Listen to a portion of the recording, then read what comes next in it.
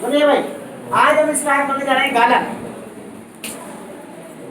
गालक क्या होती है भाई? वे पदार्थ, इधर देखिए, जो अयस्क में उपस्थित अद्रव्यों को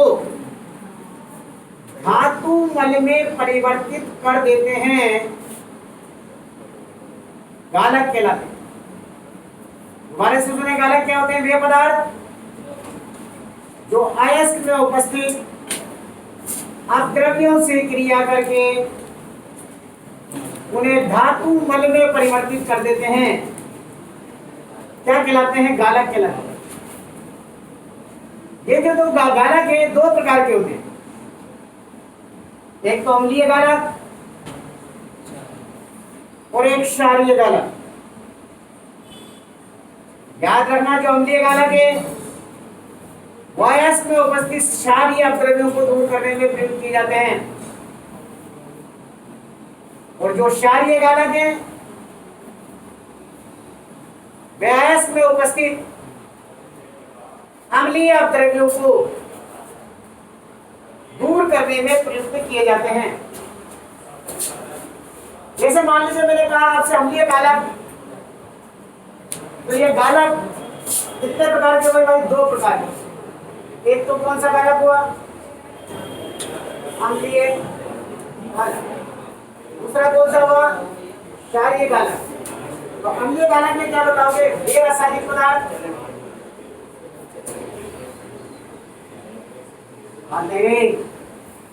वे रासायनिक पदार्थ जो अयस्क में उपस्थित, कौन सा बताया मैंने? जो अयस्क में उपस्थित, बोलो, जो अयस्क में उपस्थित क्षारीय अशुद्धियों को, क्षारीय अशुद्धियों को या अद्रव्यों को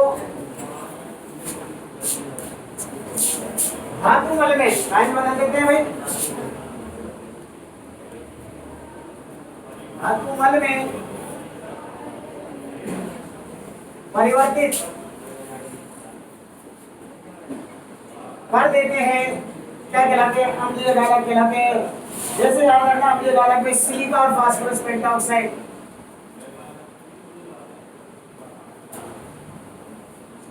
और बोरेक्स, इन तीनों का प्रयोग करते हैं। जैसे मान लीजिए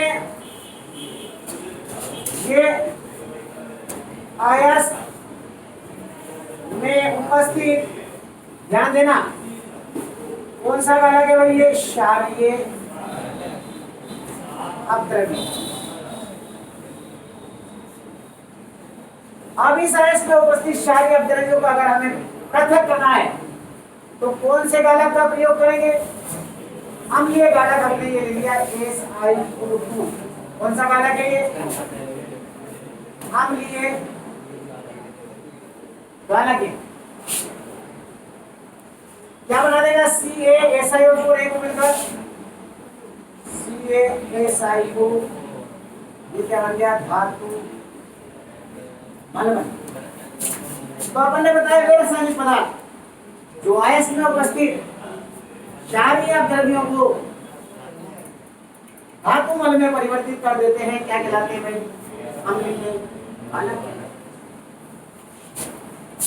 दूसरा है कौन सा भाई? क्षारीय गालक। क्या बताएंगे? वे रासायनिक पदार्थ जो अयस्क में उपस्थित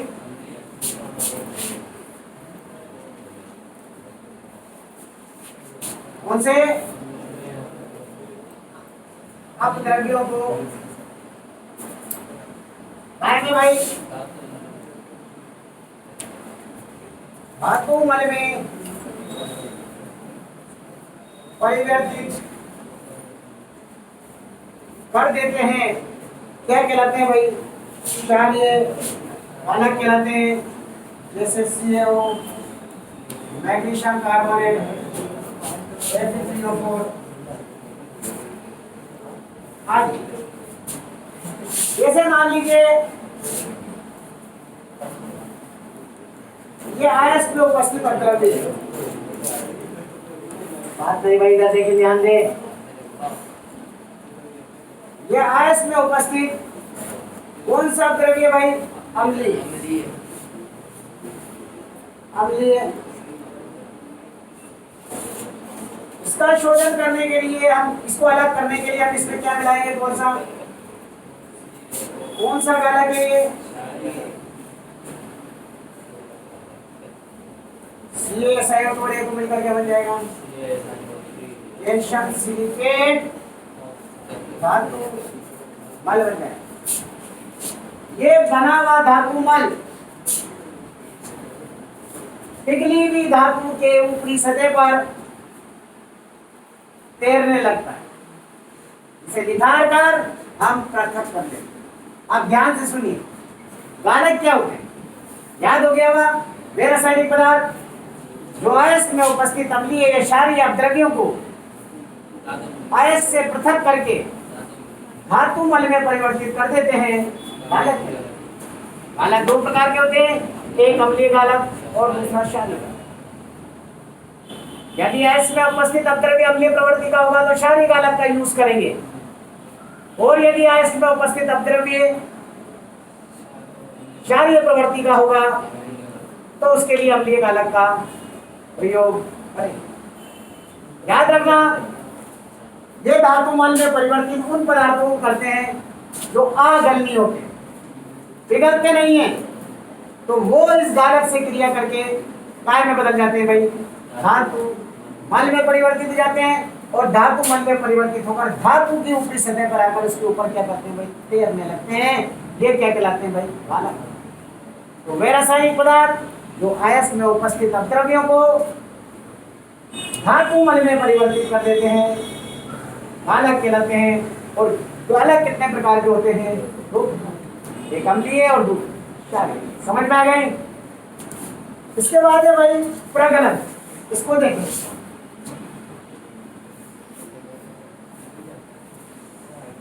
प्रगलन, ध्यान देना। प्रगलन में पहले देखिए आपका छूट रहा है कुछ, वहां लिख दो निस्तापित, निस लिखा हुआ है शायद, निस्तापित या वर्जित आयस में लिख दो इसे, लिखा हुआ है क्या? निस्तापित या वर्जित आयस में कोप और उचित गालक, ध्यान से सुनना, उच्च ताप पर कोप और उचित गालक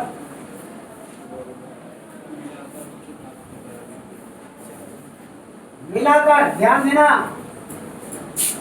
उच्च ताप पर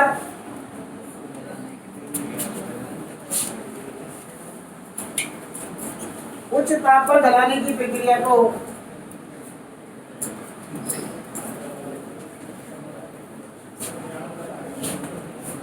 प्रगलन कहते हैं। सुनो भाई,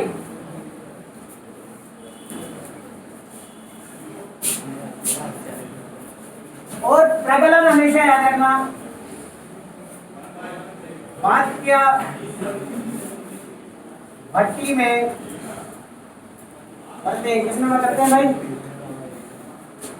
इस प्रक्रिया में आयस में उपस्थित जो अपद्रव्य है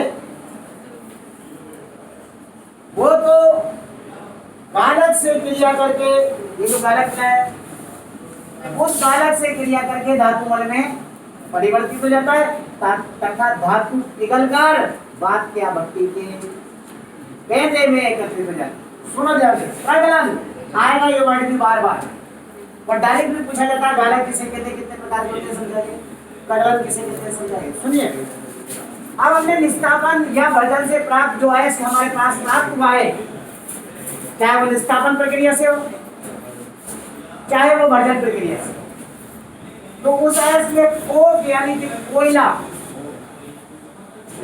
मिलाकर और उचित गालक, गालक क्यों मिलावे? क्योंकि आयस में उपस्थित अगर अपद्रव्य है तो धातु मल में परिवर्तित हो जाए। तो हम निस्तापित या वर्जित आयस में कोप वे उचित गालक मिलाकर इसे वात्या भट्टी के अंदर डाल देते हैं और वात्या भट्टी में नीचे से ट्यूटर की सहायता से आग लगा देते हैं।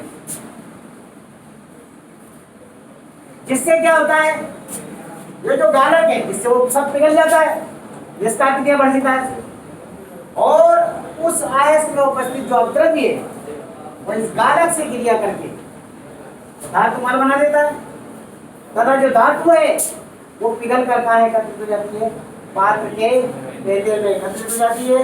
ये प्रक्रिया क्या कहलाती है भाई, कहलाती है। क्या कहलाती है, ये बात भी समझ में आ गई। तो अगर आपसे कह दिया जाएगा भाई प्रगलन क्या होता है समझाइए, तो मैं समझता हूँ आप बता दोगे, समझा दोगे। इसके बाद ये भाई लोहे का धातु कण, आप सुनना इसको।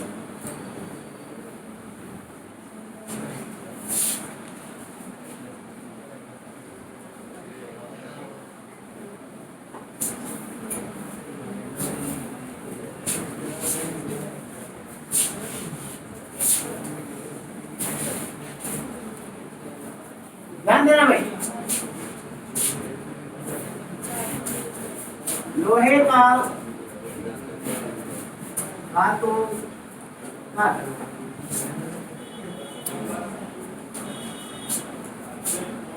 सबसे पहले तो हमें आयस की याद होना चाहिए। कौन कौन से, एक तो सिडेराइट,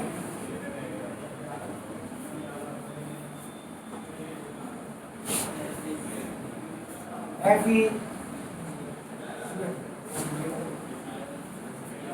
एक हेमेटाइट से निकालते हैं तो ये याद होना ही चाहिए, Fe2O3। देखो सिडेराइट भी देख लो, सिडेराइट तो हो गया। आयरन पायराइटिस भी देखो Fe2।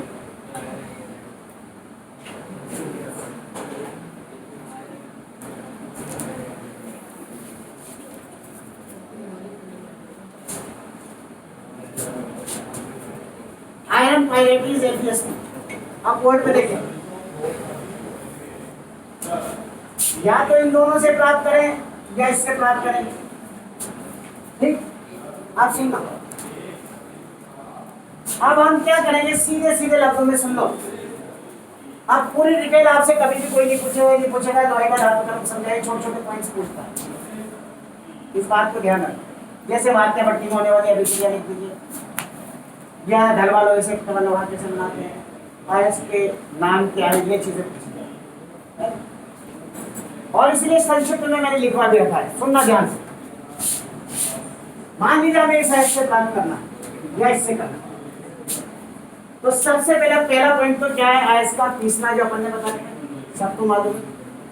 सबसे पहले खान से निकाले गए आयस के बड़े बड़े टुकड़ों को हथौड़े की सहायता से छोटे छोटे टुकड़ों में परिवर्तित करते हैं, फिर इसे दलित्र में डालकर महीन चूर्ण प्राप्त कर लेते हैं और स्टेप फिल्म में डालकर इसका महीन पाउडर प्राप्त कर लेते हैं। ये प्रक्रिया आयस का पीसना। नंबर 2 है आयस का सांद्रण। देखिए अगर ये है तो सांद्रण धातु लवण से करेंगे, और ऑक्साइड और हाइड्रोक्साइड है तो सांद्रण इसका चुंबकीय से उसका विद्युतीय से करेंगे। कोई प्रॉब्लम? तीसरा है भाई सांद्रित आयस को धातु ऑक्साइड में परिवर्तन। अब जो सांद्रित आयस के ये जाइए, अगर ये वाला आयस लिया है तो निस्तापन करेंगे, ये वाला आयस लिया है आगे बात दो ही करेंगे। अगर ऑक्साइड हाइड्रोक्साइड या कार्बोनेट हो तो निस्तापन करेंगे, और ये तो क्या प्राप्त करेंगे, भर्जन प्राप्त हो जाएगा। अब ये तो कहलाएगा निस्तापित आयस, क्या कहलाएगा, और ये क्या कहलाएगा, निस्तापित, और ये क्या कहलाएगा, भर्जित आयस। तीसरा पॉइंट हो गया। चौथा पॉइंट है धातु ऑक्साइड का धातु में परिवर्तन। अब हम क्या करेंगे, इसके अंदर कोक डाल देंगे, अभी पड़ा अपन कोयला डाल देंगे, और क्या डालेंगे, गालक डाल देंगे। अम्लीय या उचित गलत, आपका मतलब समझ गया, अम्लीय या गलत। और से बात क्या भट्टी में रखकर हम तेजी से क्या करेंगे, गरम करेंगे, जिससे धातु पिघलकर कहाँ जाएगी, केंद्र। और आयस्क में उपस्थित जितना भी अपद्रव्य है वो गालक से क्रिया करके धातु बल में परिवर्तित हो जाएगा। ये पिघली हुई जो धातु है उसके ऊपरी सतह पर एकत्रित हो जाएगा, जिसे हम पीटेंगे तो पीटने पर इसमें धातु बल क्या हो जाता है, पृथक हो जाता है। और प्राप्त धातु क्या प्राप्त होती है, अशुद्ध धातु। यानी कि हमें क्या प्राप्त हो गया, अशुद्ध लोहा प्राप्त हो गया। यहाँ तक किसी को कोई प्रॉब्लम? इस अशुद्ध लोहे को हम कहते हैं भाई हलवा लोहा। कौन सा लोहा कहते हैं, अशुद्ध लोहे को? अब यहाँ सुनना थोड़ा सा, इस अशुद्ध आयरन को हम क्या कहते हैं भाई, हलवा। इस दरवे लोहे को हमें बदलना है पिटवा लोहे में। इस दरवे लोहे को काहे बदलना है भाई? ये पिटवा लोहा क्या होता है, आयस्क में ऊपर ये जो ढलवा लोहा है इसमें मैग्नीज, सल्फर, फास्फोरस और सिलिकॉन का द्रव्य उपस्थित होता है। यदि इस दरवे लोहे में उपस्थित हम इन अपद्रव्यों को पृथक कर दें तो प्राप्त अब आप कहोगे साहब हमने तो पिटवा लोहा लोहा तो हमने देखा ही नहीं, तो अब सुन लो, ये डलवा लोहा और पिटवा लोहा ये पहले बहुत चलता था। सुन लो, डलवा लोहा क्या था, जैसे ऊपर से छोड़ दो तो उसके टुकड़े टुकड़े हो जाते थे, कांच की तरह दिखता है। जो आज भी चलाता है बीड़ बीड़, जिसपे हथौड़ा, अगर हथौड़ा मार दो तो टूट जाता है। जैसे कूलर के स्टैंड ये बनाए जाते थे पहले सस्ते की वजह से, लेकिन आजकल तो सब पिटवा लोहे का ही बन रहा है। आजकल डलवा लोहे की तो समाप्ति हो गई, ये तो किसी की तरह खत्म हो गया, जैसे दुनिया से गिद्ध खत्म हो गया, डलवा लोहा भी खत्म। तो डलवा लोहा काफी सस्ता पड़ता है, उस पर वेल्डिंग भी नहीं होती है यार करना डलवा लोहा। पिटवा लोहा ये है जिसको अच्छी संरचना में डाला जा सकता है, जैसे बन रही है। जितने भी आप प्रकृति के अंदर चीजें देख रहे हैं लोहे की बनी हुई, किसी को कोई प्रॉब्लम, किसी बच्चे को ध्यान दें आप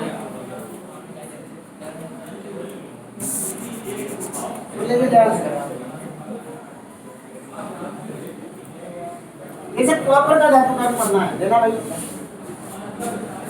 तो भाई में किसी को कोई प्रॉब्लम? आप देखिए जिसका धातु कर्म पढ़ रहे हैं ये मेन है, ये पूछा जाता है भाई, इसमें बहुत सारी चीजें पूछी जाएंगी। कॉपर या तांबे का धातु कर्म,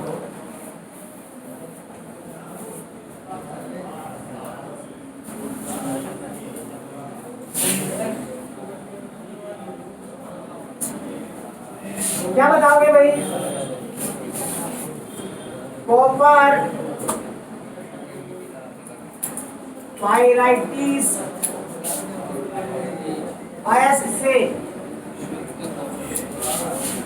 शुद्ध कॉपर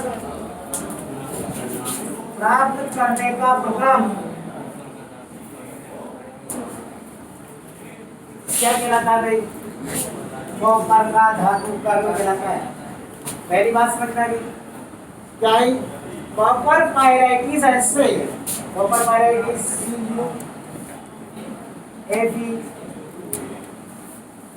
कॉपर पाइराइटिस ऐसे शुद्ध कॉपर को प्राप्त करने का प्रक्रम कॉपर का धातु कर्म कहलाता है। पहली बात, तथा इस कॉपर धातु का जो धातु कर्म है वो निम्न पदों में पूरा होता है। नंबर 1, ध्यान से देखना, अयस्क का, सबको याद है? क्या बताओगे? पान से निकाले गए कॉपर पाइराइटिस अयस्क के बड़े बड़े टुकड़ों को हथौड़े की सहायता से छोटे छोटे टुकड़ों में परिवर्तित कर देते हैं, फिर इसे दलित्र में डालकर इसका महीन चूर्ण प्राप्त कर लेते हैं। फिर इसे स्टैम्प बिल में डालकर इसका मनी पाउडर प्राप्त कर लेते हैं। ये प्रक्रिया कहलाती है अयस्का विश्लेषण। नंबर 2, अयस्का। अयस्क कौन सा है हमारा? CuFeS2, यानी कि कॉपर पाइराइटिस। इसमें कॉपर और आयरन के क्या मौजूद है भाई? सल्फाइड मौजूद। अब सुनो, अयस्क का साधारण जब सल्फाइड अयस्क होता है तो इसका साधारण कौन से करेंगे? धातु लवण यदि, तो इसका साधारण कौन सी विधि से कर लेंगे भाई?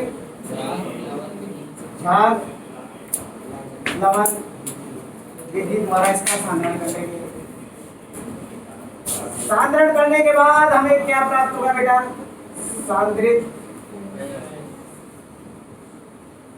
अयस्क। यहां तक की बात समझ में आ गई? पहले मुझे बात बता दीजिए। अब तीसरे पद में क्या होगा भाई? धातु ऑक्साइड। अब यहां जो सांद्रित अयस्क के सांद्रित अयस्क का धातु ऑक्साइड में परिवर्तन। देखिए अयस्क कौन सा है? सल्फाइड है ना। तो सांद्रित अयस्क का धातु ऑक्साइड में परिवर्तित करने की दो विधियां, एक तो निस्तापन और दूसरा मर्दन। और चूंकि सल्फाइड अयस्क है इसलिए इसका क्या करेंगे? भर्जन करेंगे। क्या करेंगे? इसका करेंगे हम भर्जन करेंगे। भर्जन में हम क्या करेंगे? जो सांद्रित अयस्क, उस सांद्रित अयस्क को वायु की उपस्थिति में इतना गर्म करेंगे कि वो पिघलने ना पाए, जिससे अयस्क में उपस्थित सल्फर वायु से क्रिया करके क्या बाहर निकल जाएगा? अगर इसमें आर्सेनिक और एंटीमनी का अपद्रव्य भी हो तो ये भी वायु द्वारा ऑक्सीकृत होकर H2 और Hb2 वाष्पशील ऑक्साइड के रूप में क्या हो जाएगा भाई? बाहर निकल जाएगा। यहाँ तक की बात समझ में आ गई कि नहीं आ गई? और ये जो कॉपर पाइराइटिस है CuFeS2, ये वायु से क्रिया करके देखो क्या बना देगा? CuS, FeS, CuS और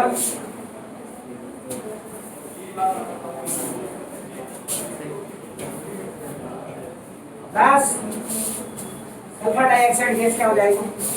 बाहर निकल जाएगा। आप थोड़ा सा सुन लेना, थोड़ी मात्रा में। अब इसमें क्या होता है? ये जो सल्फाइड हमें प्राप्त हुए हैं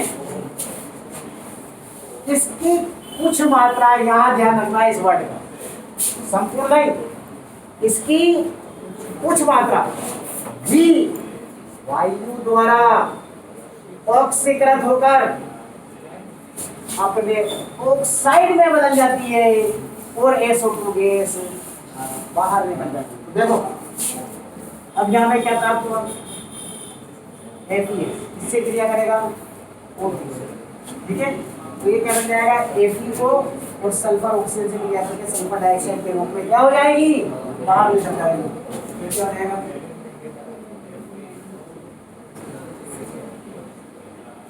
देखिएगा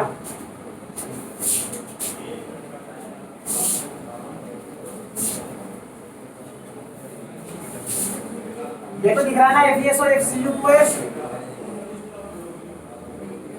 अब ये सॉरी सल्फाइड है, ये क्या करेगा? इस ऑक्सीजन से क्रिया करेगा, क्या बना देगा? FeO प्लस SO2 गैस की हो जाएगी बाहर।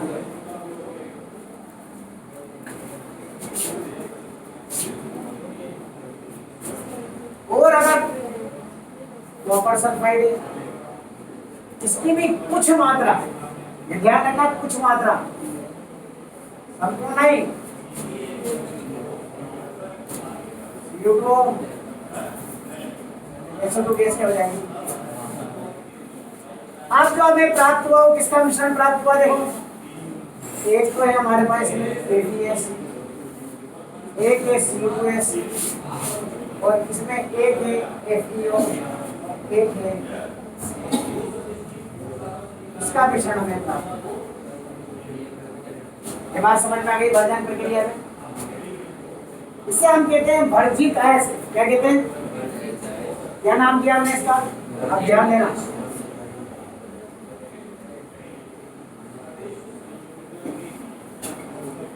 ठीक, अब इस वर्जित अयस्क के अंदर क्या क्या मौजूद है मुझे बताना है, एक बार फिर से बता दो। कॉपर और आयरन के सल्फाइड, कॉपर और आयरन के ऑक्साइड, इसको हम कहते हैं मेड। क्या कहते हैं, अबे नेट नहीं मेड, क्या कहते हैं मेड। क्लियर हो गई। अब हमें प्राप्त करना है क्या भाई, कॉपर प्राप्त करना। अब हम क्या करेंगे, यहां से ध्यान से देखना। अब हम क्या करेंगे,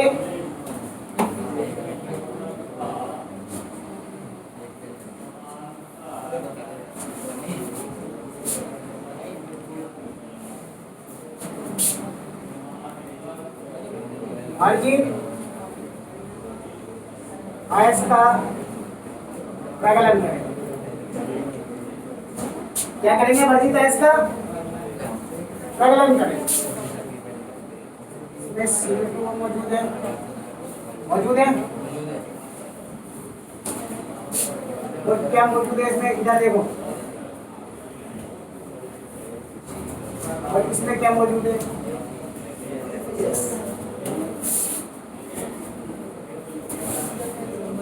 क्या बना देगा ये वापस,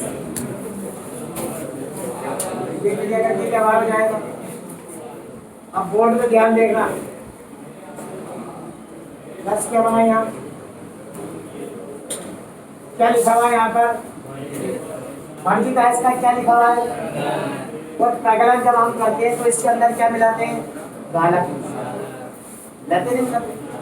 अब ये जो APO है इसके अंदर जो आपने गालक मिलाया SiO2, इससे क्रिया करके करना है। ये समझ में आ गया क्या बन गया। और हमारे पास क्या प्राप्त हो गया, Cu2S और FeO अभी भी बाकी, और FeS भी हमारे पास अभी बाकी। अब इसको हम क्या करेंगे, एक भट्टी होती है जिसे कहते हैं बेसेमर परावर्तनी भट्टी। कौन सी भट्टी, दोबारा देखो कौन सी भट्टी, आप ध्यान देना इसे। अब इसका करते हैं हम बेसेमरीकरण।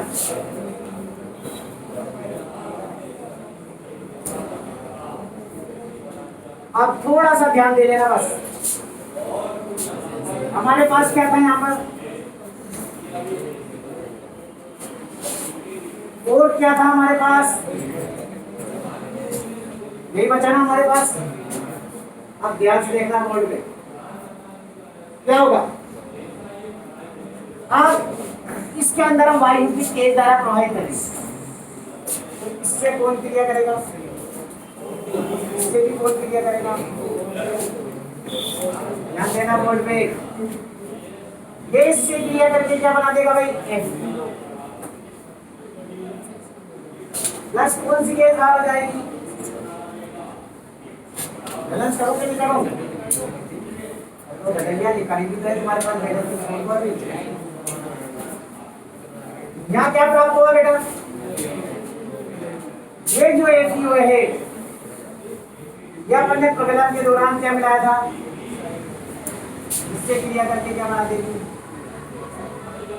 क्या नाम है इसका, धातु मध्य। ठीक, अब ये तो हो गई ATS की कहानी। अब Cu2S भी इससे क्रिया करेगा और क्या बना देगा भाई, देखो शाबाश, Cu2O प्लस क्या बना देगा, मुंह से बोलो, सल्फर डाइऑक्साइड गैस क्या हो गई। अब ध्यान देना, थोड़ा सा ध्यान दो। अब हमारे पास क्या बचा, ये बचा हुआ सीयू को, बना हुआ सीयू को, शेष बचे सीयू को इससे क्रिया करेगा। देखो ये तो क्या बना देगा, क्या बन गया,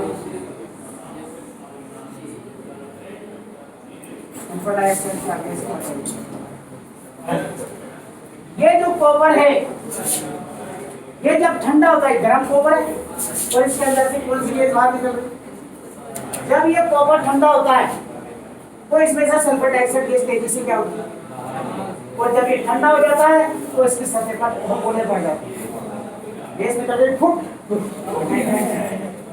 वो क्या कहलाएगा,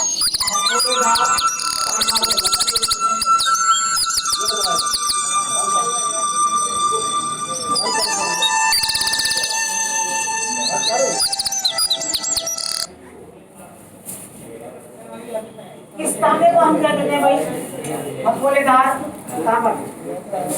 इस तांबे का शोधन कौन सी विधि से करेंगे, वैद्युत अपघटन विधि द्वारा इसका शोधन कर देंगे।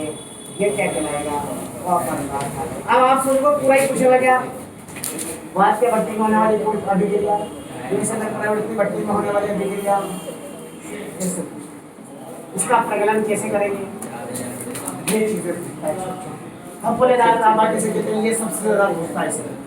तो क्या बताओगे, जब कॉपर ठंडा होता है तो इसमें से सल्फर डाइऑक्साइड गैस तेजी से क्या होती है, बाहर निकलती है, जिससे कॉपर की सतह पर फफोले पड़ जाते हैं, इसलिए इसे फफोलेदार तांबा कहते हैं। ये सबसे ज्यादा देख वैसे में प्रवृत्ति भट्टी में होने वाली अभिक्रिया का समीकरण दीजिए। छोटे छोटे एक कॉपर मतलब कॉपर का अयस्क का नाम बताइए, कॉपर पायरेटी Cu। इसका सामना कौन सी विधि से किया जाता है भाई, सल्फाइड, किससे करेंगे, झाग विधि से। समझ में आई बात, इस तरीके के क्वेश्चन इसके अंदर से, तो इसका धातु का भी समझ में आ गया। फिर से सुनते, अयस्क का नाम बताइए, कॉपर पायराइट, प्रकृति बताइए, आयस का तीसरा सबसे, क्योंकि आयस की प्रकृति, दूसरा पॉइंट आयस का सांद्रण कौन सी विधि से करेंगे, क्यों करेंगे, क्योंकि आयस की प्रकृति सांद्रित आयस प्राप्त हुआ, उसको धातु ऑक्साइड में बदलना है, वो निष्कापन करेंगे या वर्जन करेंगे, क्यों करेंगे वर्जन, क्योंकि आयस की प्रकृति, वर्जन से हमें वर्जित आयस प्राप्त हो जाएगा। उस वर्जित आयस में हम गालक मिला देंगे और उसे गर्म कर देंगे, जिससे उसमें उपस्थित अपद्रव्य कुछ मात्रा में धातुमल में बदल जाएगा। फिर इसे हम वैसे पर प्रवर्तनी भट्टी के अंदर डाल देंगे और वायु की तेज धारा इसमें प्रवाहित कर देंगे, जिससे आयस में उपस्थित जो सल्फाइड है और कॉपर सल्फाइड है, ये दो ही सल्फाइड बचे, ये वायु से क्रिया करके आयन में बदल जाएगा, अपने ऑक्साइड में बदल जाएगा। यह आयरन ऑक्साइड को क्या करेगा, इस गालक से क्रिया करके धातु बना देगा। और ये जो Cu है, ये शेष Cu से क्रिया करके, और सल्फर डाइऑक्साइड गैस तेजी से क्या होगी, जिससे इसकी सतह पर क्या बढ़ जाएंगे, इसे हम क्या कहेंगे, फफोलेदार तांबा। और इसका वैद्युत शोधन किससे करेंगे, वैद्युत अपघटन विधि द्वारा शोधन कर लेंगे, यानी कि अशुद्ध धातु का मोटा एनोड और शुद्ध धातु का पतला और कॉपर सल्फेट का जलीय विलयन लेकर विद्युत धारा प्रवाहित कर देंगे, तो कॉपर कैथोड पर हो जाएगी, अशुद्धियां एनोड पर। किसी को कोई प्रॉब्लम, यहाँ तक पीडीएफ भेज दी ना मैंने, कहाँ तक भेजी, कॉपर तक भेजिए ना, देखना देगा।